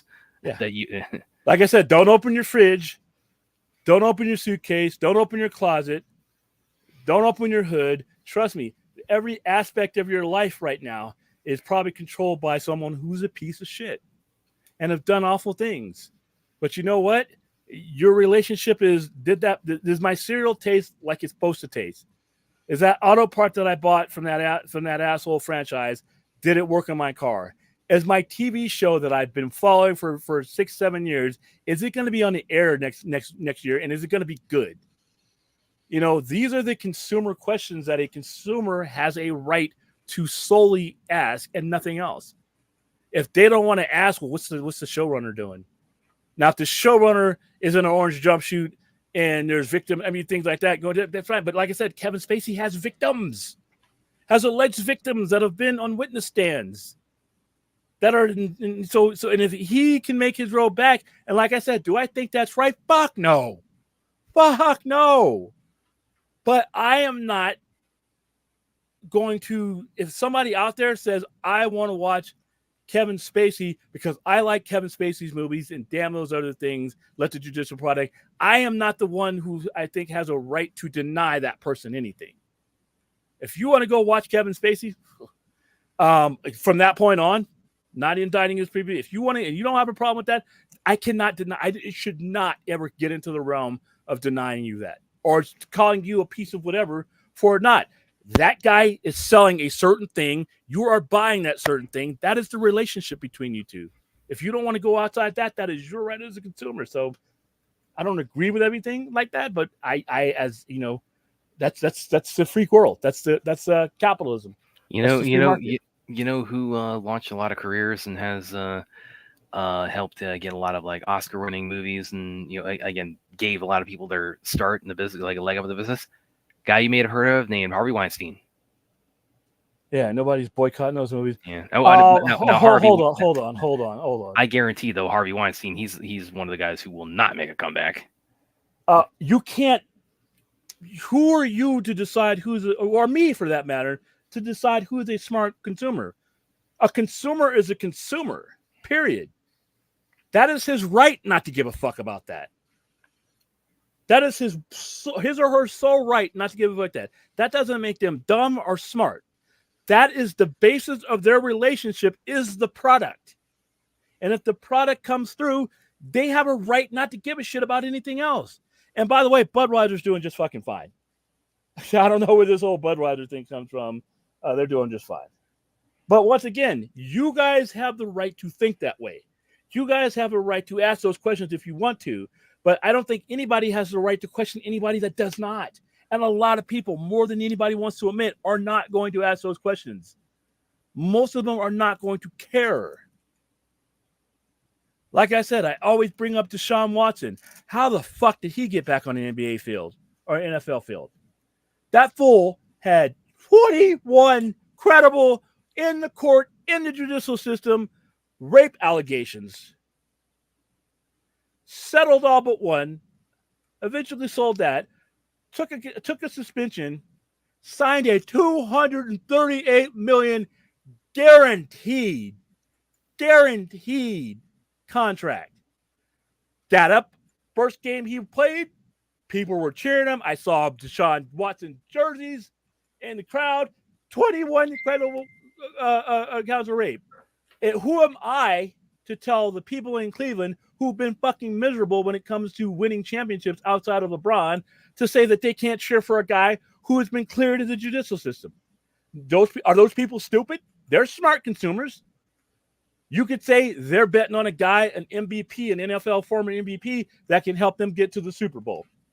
That is all that is required for them. They are not required to look beyond that. The product he is selling is football. That is the product they are buying. Then the majority of people are going to do that.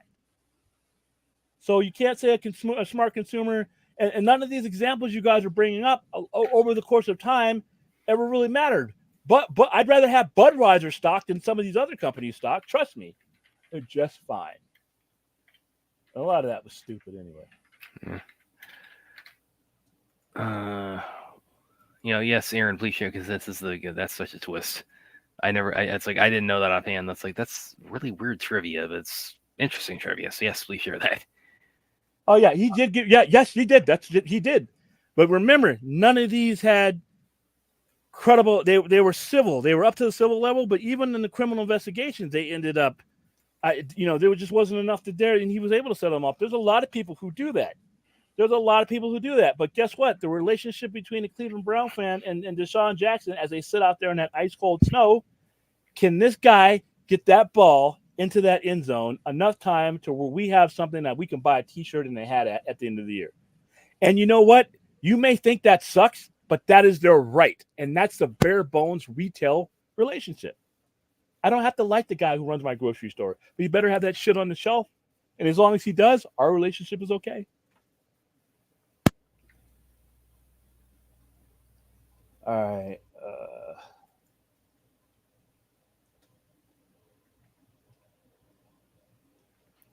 All right. Well, that's it.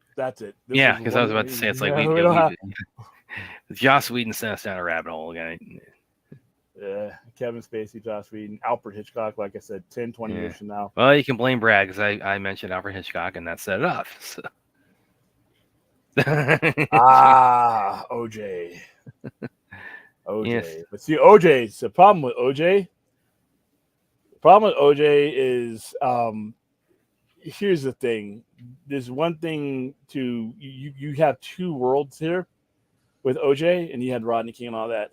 Problem with OJ is whether he killed Ron and Nicole, he still beat the hell out of his wife, admittedly, and to the point where he blackened both of her eyes of two sets of wives. He still was a woman abuser, a wife beater. Big OJ could kill somebody, and he's putting his hands, kicking the doors down. I heard now whether he, the whole whether OJ did it or not, and the whole Bruno Mars and LABD and all that stuff like that. Even if you took that out for me and OJ, once I hear about see that, I'm done with OJ. But here's the thing. If some other audience was to say, you know what, I don't think he did it, or you know what, my Uncle Bila, I am going to disagree 100% with them. But if that person is available for that customer to make that retail situation, that's free market. Am I going to be disgusted? Because same thing with Floyd Mayweather. Just for once you dot a woman's eyes like that, I'm done with you. Unless I see some serious rehabilitation over the course of time. That is the one thing that that makes my blood boil. So that as a consumer, I will make a consumer choice that if that's what you're doing to women, I'm done with you. And if some other audience wants to be support you, that is their right.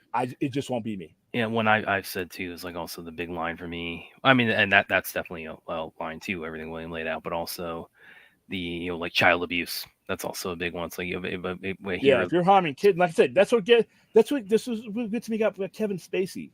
Kevin Spacey's what he's doing is borderline with some of the ages that are involved here, and he's on his way back, guys. He's on his way back, and somebody's going to make a retail decision on whether they want to see them or not. And as much as it makes me sick, that is their right.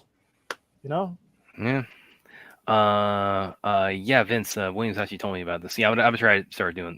Thank you for reminding me. I'm trying to remember doing this whenever I need to meet myself in the future. And the unseen woodpecker too that he's got. You guys can't see the woodpeckers. It's down low. But, yeah, he's pecking.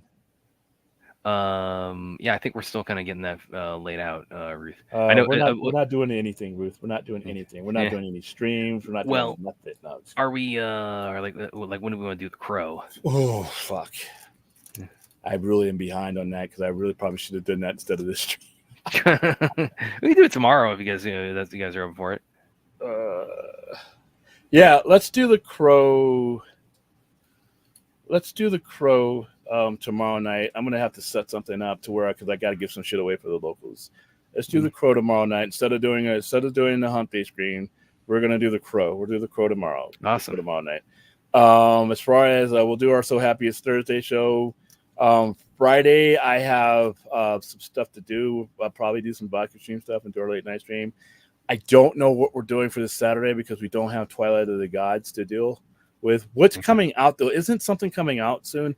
Judgment Terminator's coming out. The new crow, but we're taking into that tomorrow. Oh yeah. The Terminator thing is the next week, isn't it? Yeah, it's the next week. Yeah. So we got a little more time. So as far as like Terminator related stuff, and of course we're still kind of getting that. And of course, Aaron's like, we're definitely gonna make Life After Fighting happen. Okay, it's like I will not. I've been robbed. Listen that weekend. I was in San Diego enjoying good weather. And I got bad weather that you probably sent my way to stop me. I could have been at my side in San Diego if you wanted to be, but you didn't want to go. Well, we'll finalize all this in the coming days, guys. Don't worry. Yeah, I mean, you could have been, instead of being blacked out and where you're at, parts unknown, you could have been in parts known, hanging out with me in Woodstock, San Diego, because I sure would have exploited you. Like, hey, Brad, sit here. I'll see you in 6 hours. Hey, when the line moves, hey, Brad, when the line moves, you move too. That's all I need to tell. Don't call me for shit. You need food. And when King comes back, it's like, oh yeah, I moved about 4 inches. Where's Brad? Okay, you're there. You good, Brad? Hey, I'm gonna go. You might see me if something bad happens to me, like a broken bed. But other than that, you're on your own. You could have been there with me, man, and you will be there with me next year. You and Rhea will be. We're going to be there under press. We're going to be there under press passes next year, so we're going to avoid a lot of stuff. But yeah, that's there's been a couple of times you could have been. I totally would have winged getting you out. The Zack Snyder thing. I'm surprised you said no. Yeah, well, that was just very short notice too. Yeah, Also. I don't care, man. Get up and play. Okay. We'll Zack Snyder. Zack Snyder. You could have been in the room. You could have got a football. Will you stop rubbing the salt in the wound on this? But man? it's not even a wound. It should have been a wound. I'm like, dude, they took care of everything, dude. We were eating good.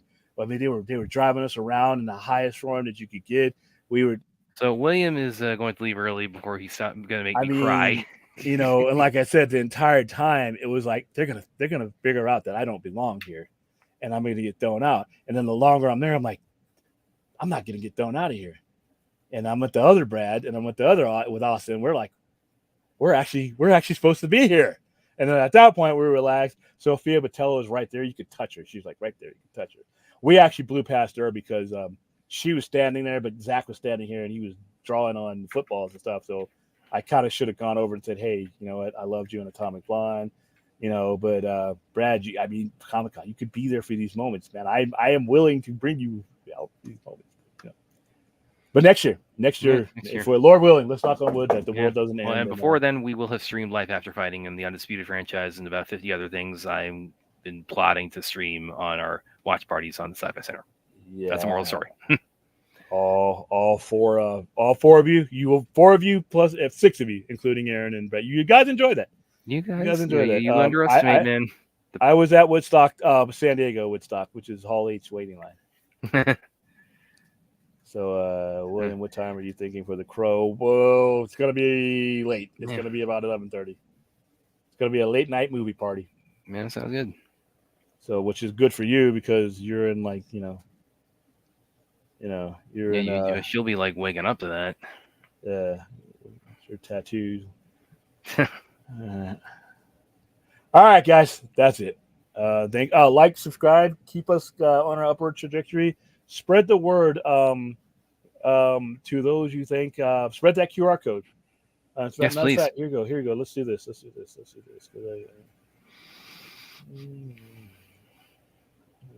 You thought William went to a Woodstock that happened before he was born? Okay. Well, they won't ever hold those again. All right. After Woodstock '99, you can forget about celebrating that anniversary. That shit show, literally. All right, guys. I just sent the.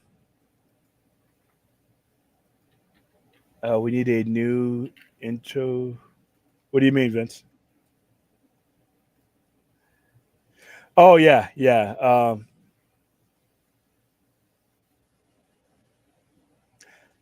Like just me talking? Is that what you need? Message me. Let me know what you need. But here's that QR code. You can spread that QR code. Share that QR code everywhere. That's how we got a lot of them. A lot of the people that came out through that. And spread it out. Like I said, all they have to do is turn on their camera function, aim their camera to it. Bam, they're there. It brings them right to the page. All they have to do is hit that subscribe button, hit that bell. They'll get all the news, and we'll keep going up. I don't want to go down. I know YouTube has an average of things. Like we were at 1,100 the other day, and then it went down because, like they said, it's an average of. I'm like, well, okay, nobody unsubscribed, but okay, cool. But they say it'll go back up, and I'm cool. But I'm fine. They saw the average was high enough to monetize us at that level, so we're good there. I think we've made a whole 30 cents so far, but that's because we've only been that monetized for a day. Yeah, so we'll get there. We'll get there. Like I said, the work is starting to show off. All right, guys, we will see you tomorrow night for the Crow. Okay, guys.